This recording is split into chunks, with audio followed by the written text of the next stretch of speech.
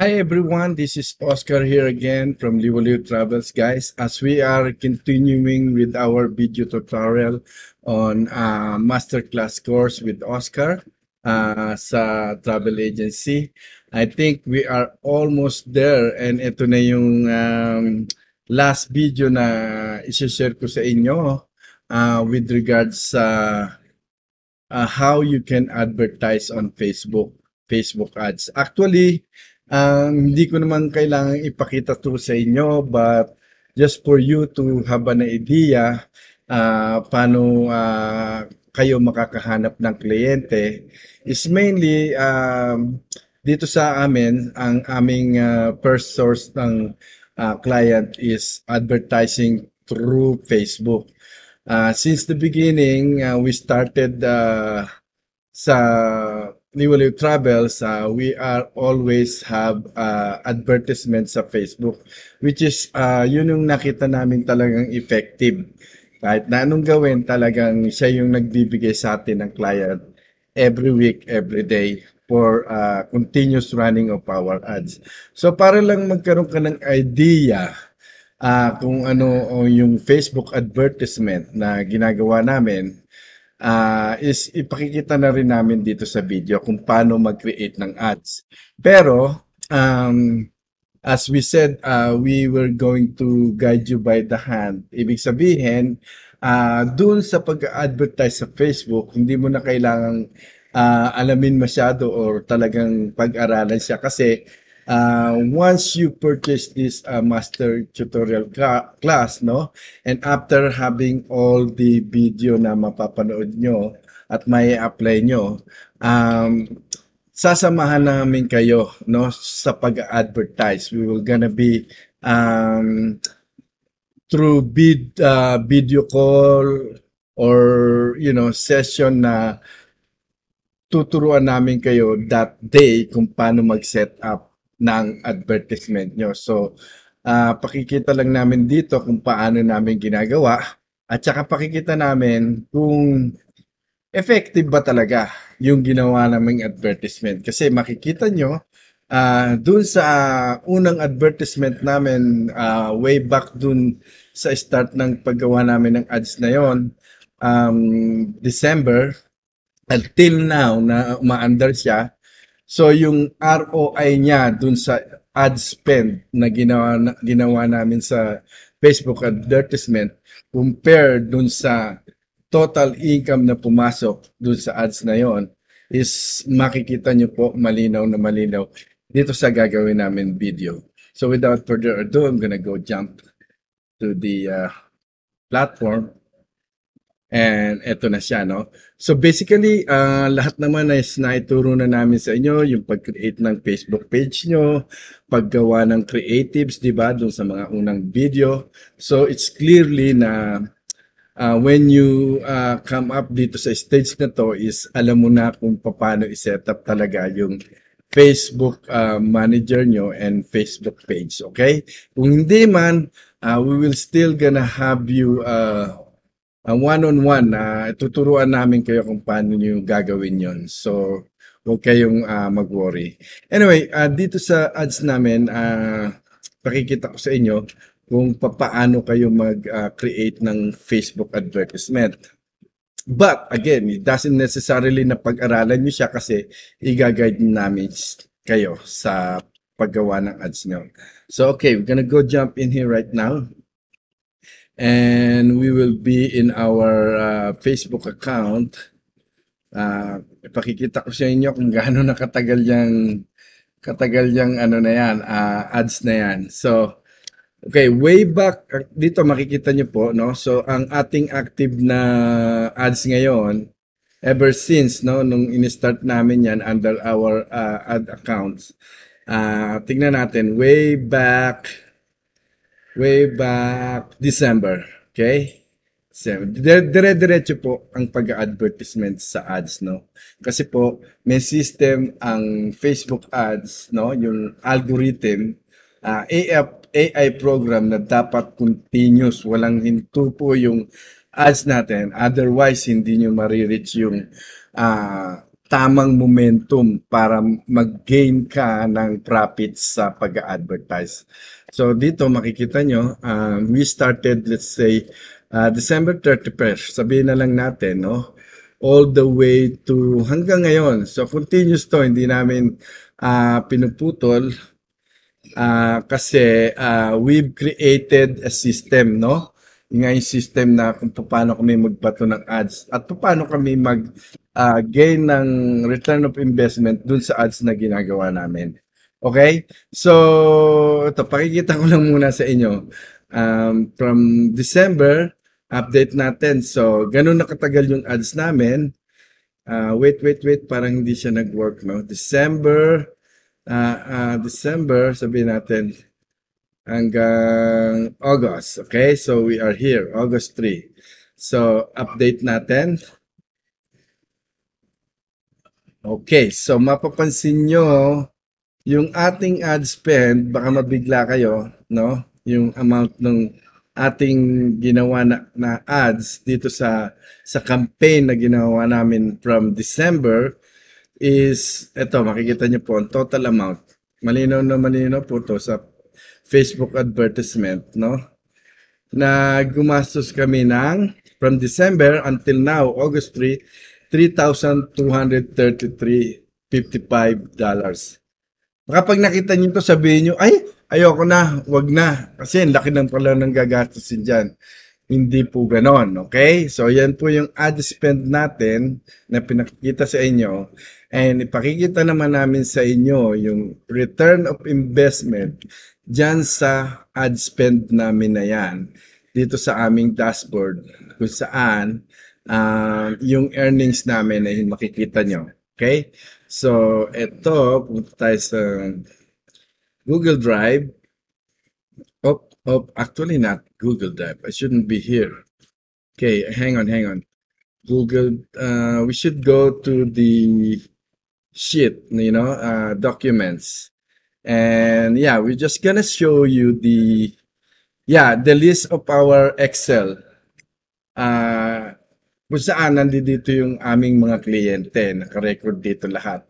Yung kung magkanong amount ng total sales na ginawa namin sa ticket and also the total sales of our earnings is started, makikita nyo rito, December. Okay, December 21st. So, yun lang. Kasi baka pag nakita nyo yung ad spend na 3,200 is mag-quit na kayo, sabihin nyo, ayaw nyo na kagad. But you have to realize, to create money, you have to spend money. Okay? So, yun ang ginawa natin sa system. We advertise through Facebook, but we spend money, of course, for the ads.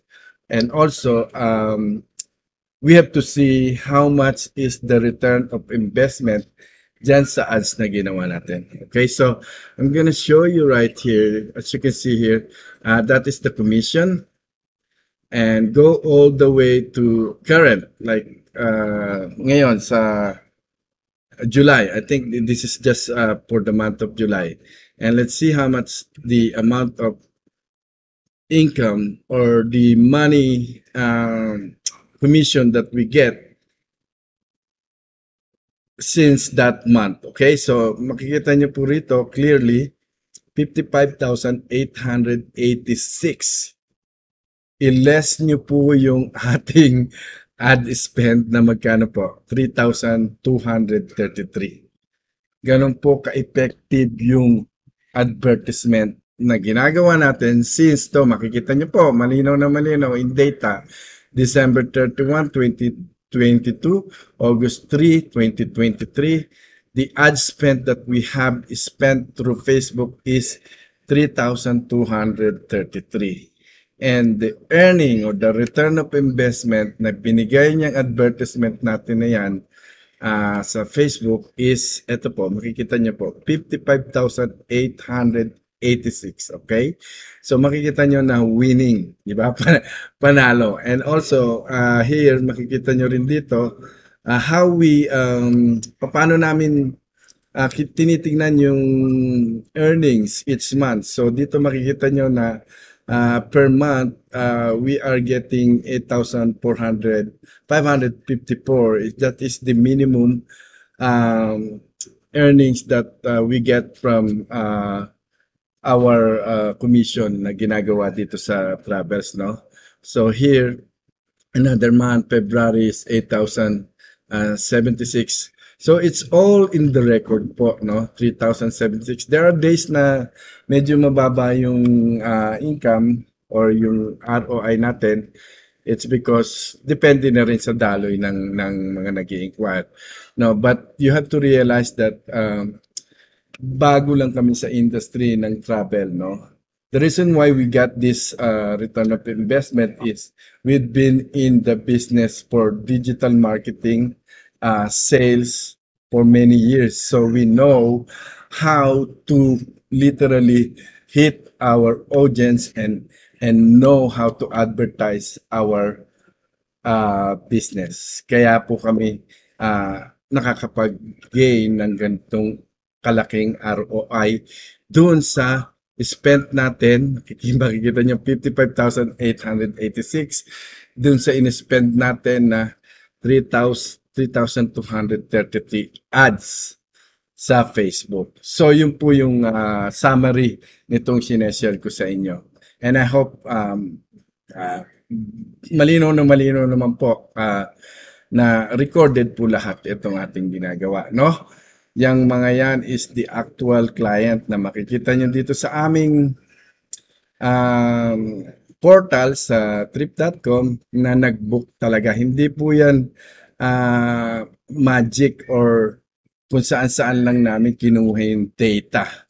Okay? There is an actual data na nagsisync, no? Na hindi po kami gumagawa ng hocus-pocus dito sa aming masteral class course na isineshare sa inyo. Okay, so ito makikita nyo, booking date July 29, and if you go right here, dito sa aming Excel, no? Ito, July 29, and the passenger's name is Nerissa Alejandro. And if you go to our portal dashboard, ayan po, Alisa Alejandro. Alisa. Sila po yan. 7,756 yung worth ng ticket na binili nila. And then dito po sa pangalawa, makikita nyo po, Espanyola Mary Joy. Yan po. Evelyn Mary Joy Espanyola. Okay? So yan po, hindi po kami nandadaya. No? This is the actual ticket that our client purchased with us. Okay? So, and just to blow your mind, kung gaano kalaki yung sales na na-reach namin within a span of December to August 8. Ipakikita ko rin po sa inyo ang sales. Ito po, no? Ito ang sales, the travel cost from this December 21 till ito, yung July 29 na. Ipakikita po natin sa inyo. Yan po. Umabot po tayo ng 363,576 sales po in a span of 6 months. So, yun po yung isineshare po namin sa inyo. And kung talagang gagawin nyo or susundin yung system na ginagawa namin sa business na to, is parehas din ng magiging resulta namin yung magiging resulta nyo. Okay? So, yeah. Dito tayo dun sa Facebook uli. Sinasabi ko nga sa inyo paano ka mag-advertise dito, and I also advise na hindi mo kailangang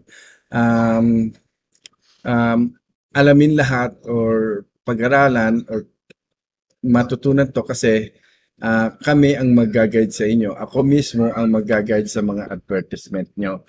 Kasi ay because nag-enroll kayo sa aming masterclass course with Oscar. So, dito kasi ginawa na natin ang system to, no?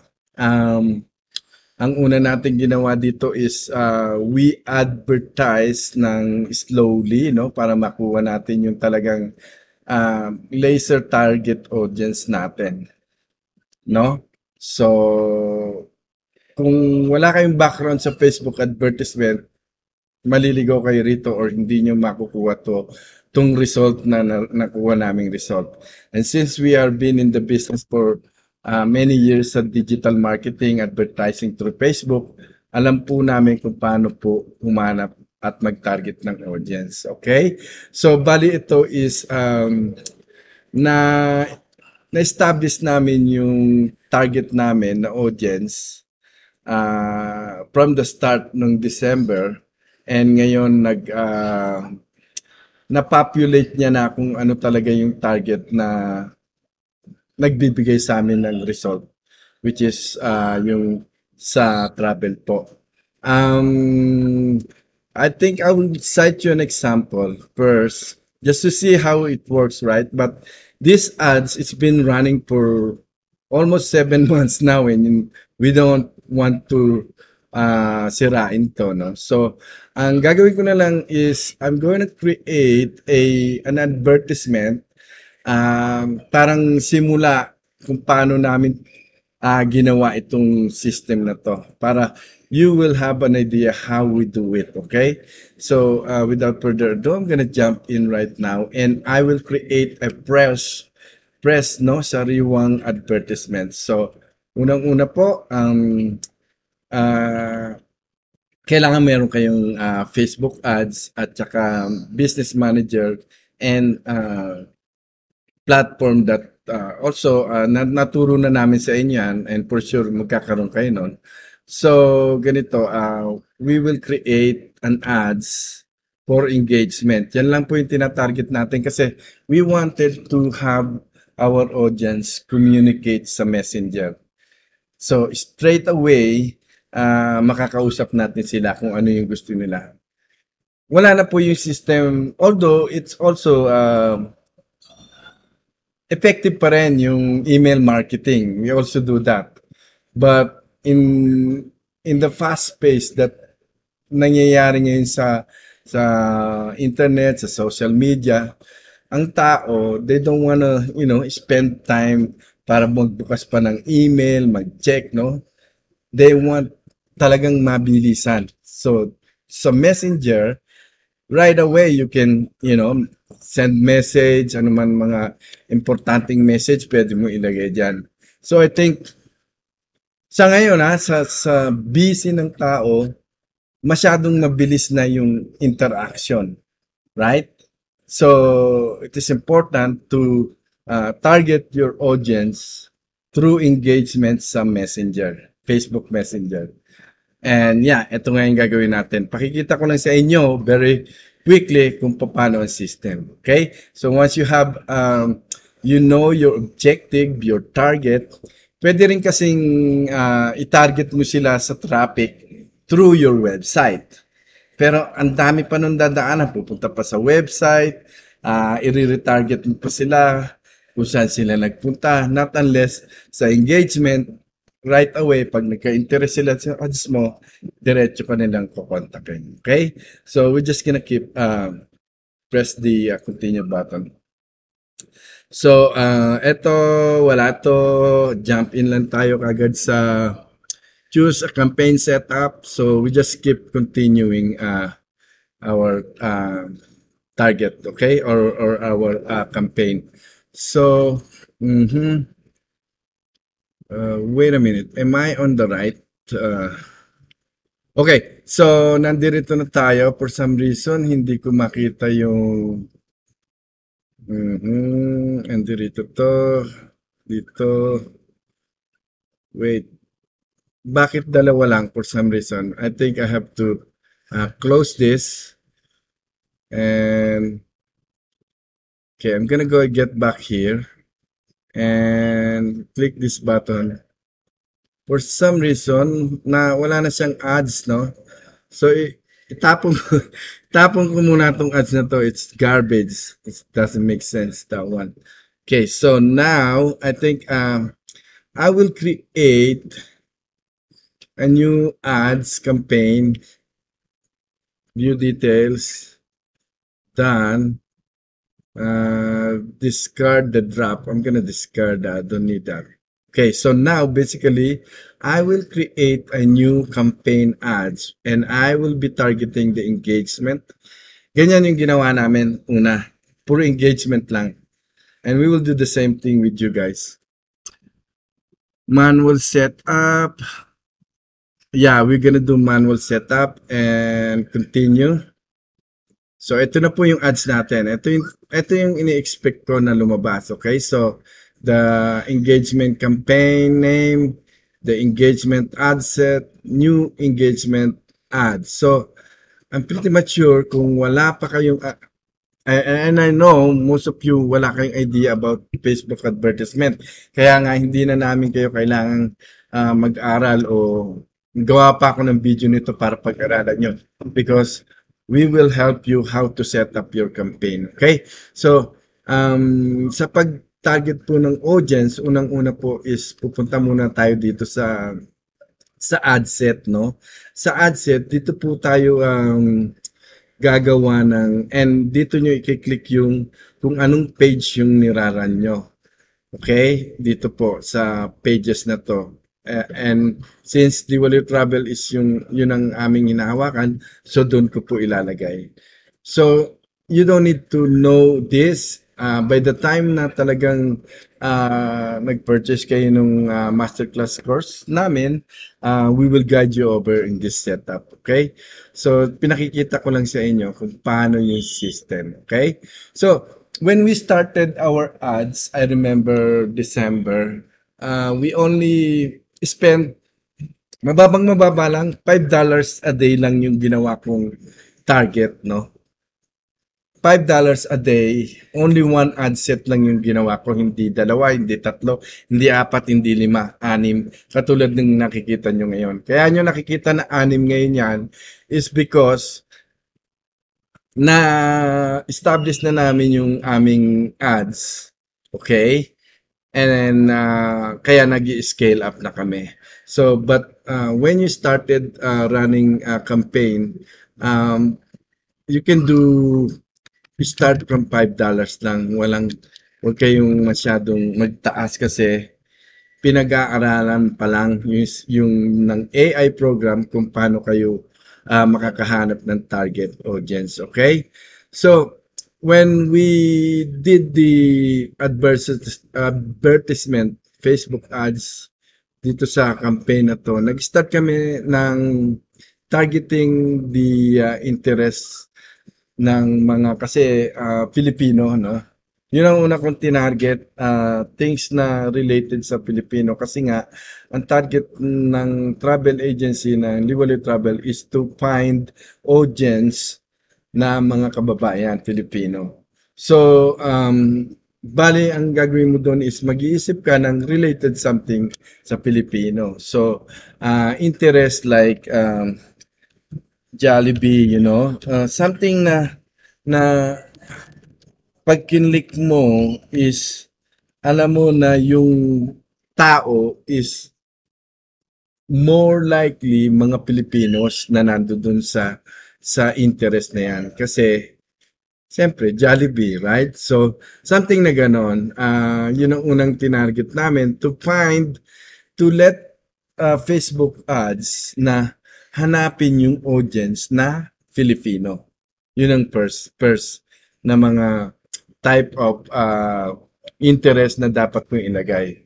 So, when you have your first interest, ang ginagawa ng Facebook is automatic siya rito no? So, if you click the suggestion next, ang susunod dyan is mga related na sa Filipino. Kaya makikita nyo, dito, pumasok si Vice Ganda, which is Filipino yan, di ba? Si Vice Ganda. He is a television personality. So, kung mapapansin nyo, yung interest nitong Vice Ganda na pumupunta sa kanya bilang audience is umaabot sa halos 21 million to followers, no, sa Facebook. So basically, most of those person na nagpupunta kay Vice Ganda is Filipino. So Ganun po ang pag-target sa interest no kapag kayo magpe-place ng ads sa Facebook. So another thing is mga magazine or na related sa Pilipinas, okay? Ano pa, mga food na related sa Pilipino. Let's say sabihin mong you type in Filipino food, right? Yeah, or yeah, um Filipino language, okay? But if you do Filipino language, it's very parang malawak, broad na masyado 'yan, no? So in my case, I would try Philippine Airlines, okay? When I target Philippine Airlines, of course, mostly ang mga taong sumusubaybay sa ganyan is siyempre Pilipino, di ba? So, ito yung lumabas, Philippine Place Interest, okay? So, yun yung mga something na ilalagay mo sa interest mo para makatarget ka, maka-laser target ka ng tao na gusto mong dalin sa advertisement mo. Okay? So, another thing is you can also use the demographic. Okay? Kung ano ba yung mga tao na gusto mong targetin. Right? Is it all parents ba? Ano ang uri ng trabaho nila? Right? So, in the way I do it when I advertise is hahanap ako ng uh, type of job or industries na maraming Pilipino. So, ang inisip ko dyan is hahanap ako ng target ko na interest na nagtatrabaho, of course, sa food industry, right? Let's see, the food and restaurant industry. Okay? So, mapapansin nyo, as you adding your interest, dumadagdag din yung estimated audience dito. Tingnan, 3,100,000 na yung audience natin dito. Okay? So, yon, nagkaroon na tayo ng interest sa pagkain, nagkaroon na tayo ng interest sa places, personality na si Vice Ganda. So, nag-reach out siya ng 3,100,000 to 3,600,000 audience. Okay? So, ano pa? You can target as well interest, wait a minute, behavior. You can also target behavior. Ano ibig sabihin ng behavior? Kung ano yung ginagawa ng audience na to, no? Kung ano ba yung mga interest nila. Let's say, siyempre, since related tayo sa travel, yun ang hahanapin natin, travel. So, pwede mong ilagay dyan na frequent travelers. Ibig sabihin, yung talagang halos yearly, no? Nagbubook ng flight para mag-travel. So, yun po yung mga idadagdag natin dyan. Okay? So, dagdag natin, you can see, it's talagang nag-jump up siya, no? From 3 million kanina, nag 14,200,000. Sabihin, maraming travelers, no? Na yun po ang paghanap ng target audience sa Facebook. So, 14 million na yan. Ngayon, okay na ba yon? Tama ba yung ginawa natin? Somehow pwede, di ba? But, if you wanna laser target your audience, kailangan pababain mo itong estimated audience niya kasi ang mangyayari niyan sa dami, no, 14,200,000, ang gagawin ng Facebook, ibabato niya ng ibabato yung ads mo. And the way it works is gagastos ka. Kasi bato siya ng bato eh. Kahit na hindi well-targeted yung audience eh. Kahit kanino na nga maibato. So the way we're gonna do it is we will define further your audience. Okay? So when you define your audience, ang gagawin ko, tatargeting ko na talaga siya na mapapaliit mo tong estimated audience to 4 million pababa. Para, ibig sabihin, salansala yung audience mo na nile-laser target mo, na pinipinpoint mo. So, ganun po yun. Okay, so, naggawa na ako ng define, ano? Yung ilalagay ko ngayon dito, of course, ah, Pinoy. Pinoy OFW. Okay? So yun, no? Makikita nyo talagang nilalagay ko sa pababang pababa na ang target ko is Pinoy para yung makakita ng ads or ibabato ng Facebook sa mostly sa mga Pilipino. Okay? So tingnan natin kung ano ang nangyari dun sa ads. Ang sabi niya, we recommend trying to avoid getting zero masyadong ano na specific, no, na laser target yung audience ko na Pinoy. So ang gagawin natin diyan, hahanap ulit tayo ng another way pa para ma-target natin yung gusto nating mangyari. So maglalagay pa uli ako ng interest na ayun, makikita nyo 65,200 umangat na siya, pero mapapansin nyo Pinoy OFW, Chowking Restaurant, puro mga Pilipino po yan. Puro lahat ng gusto kong ilagay na matarget ng Facebook is Filipino. Kaya kung mapapansin nyo, itong ads ko na tungkol sa travel, ang mga sumagot sa akin, makikita niyo dito sa messenger ko na to, all the way to down, no, hanggang sa simula pa ng December, karamihan dyan, puro mga Filipino lang ang mag-i-inquire. Merong mga mangilan-ngilan na ibang lahi, Indian, ibang lahi, puti, pero targeted pa rin as Filipino. Yun po yung sistema dito sa Facebook. So, tingnan natin to. Inilagay ko Itbulaga. So, naging 536 siya. Lagay pa rin natin ABS Corporation. See, we wanted to get this, yung bilang niya is tumaas, okay? So, Coco Martin, dagdagan natin kay 775. I think that is fine, you know, that is fine because ginagawa pa lang natin to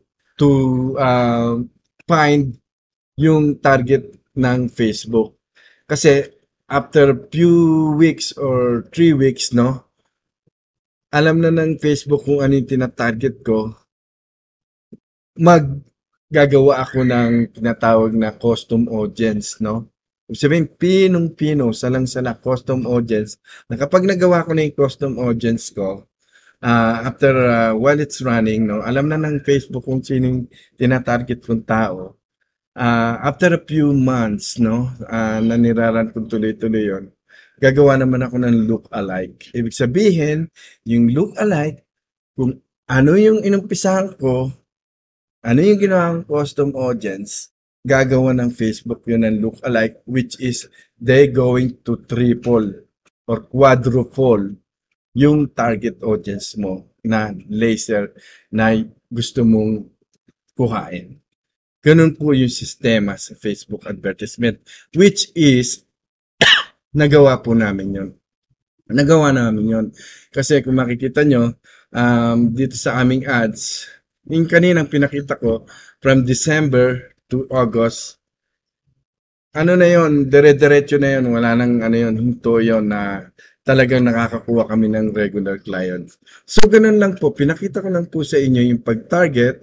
And then dito naman sa paglalagay ng ads, no, tuturuan din namin kayo dito.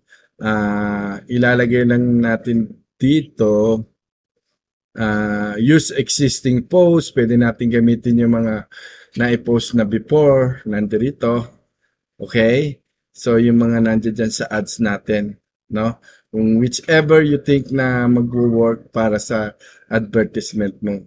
And marami tayong materials, no, sa creative graphics na we really know that proven siya na may engagement. And part of what we are doing is, siyempre, i-share namin sa inyo lahat yon. Yung mga creative na nag-workout sa amin, ganun din ang ibibigay namin sa inyo. So in this video, pinakita ko lang sa inyo yung layout ng advertisement ng Facebook. Kung paano po tayo target. Hindi ko naman po itutuloy kasi ano lang 'to, pinakita ko lang nga sa inyo kung how the, advertisement on Facebook works. So, bale hindi ko 'to itutuloy kasi, otherwise magbabayad ako diyan. So, bale ang gagawin lang natin diyan, 2, 4, 6, papatayin lang natin 'yan mamaya. Yun ang word sa ano, sa advertisement sa Facebook, papatayin. We kill it, after. What we're gonna do right now is we're gonna discard that sample that we did for you guys. So, ayun, babalik tayo.